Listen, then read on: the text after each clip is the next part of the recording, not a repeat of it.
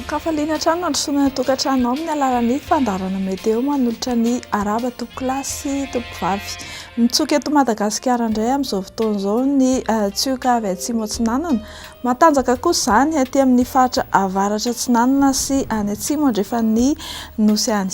Araka izany dia toy izao manaraka izao ary ny toetr'andro ny tombatombanana ho amin'ny rapitso fahavalon'ny volana Jona 2024 hitohy hatrany ny orana malefaka any Antalaha, Analanjorofo ary Atsinanana.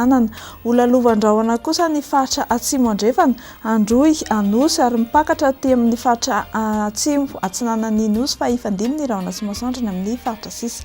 Mafimafy ny fitsokan'ny rivotra any avaratra atsinanana sy atsimo andrefan'ny Nosy. Ho amin'ny rapitso tolakandro dia anorana malefaka ny faritra Antalaha, Analanjorofo sy Atsinanan'iny. Olalovan-drahona ny tapany atsimon'ny Madagasikara iray manontolo ary aty amin'ny tapany avaratra kosa dia ho tsara ny andro amin'ny ankapobeny, izany hoe ifandimby ny rahona sy ny masoandro. Ho amin'ny rapitso maraina ny maripana voatombatomba dia hisy fidinany kely ny aty amin'ny faritry ny afoatany. 7 hatramin'ny 12 degré celsius izany, ny amin'ny morontsiraka atsinanana 17 hatramin'ny 20 degré celsius ary morontsiraka andrefana 15 hatramin'ny 12 degré celsius. Ho amin'ny rapitso tolakandro dia mbola hisy fidinany ihany ny maripana aty amin'ny faritry ny afoatany, indrindra ny amin'ny tapany atsimon'ny faritry ny antintany 20 hatramin'ny 12 degré celsius izany. 20 degré kosa ny aty amin'ny faritra avaratra andrefan'ny Madagasikara aty.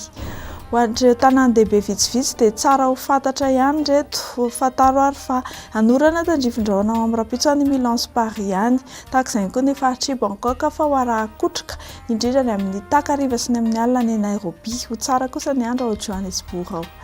Ho an'ireo nosy rahavavy manodidina antsika indray no rosanao izao anorana tandrifin-drahona ary arahana rivotra ny faritry Port-Louis, Seychelles ary Saint-Denis, ifandimby ny rahona sy masoandro any Comorany.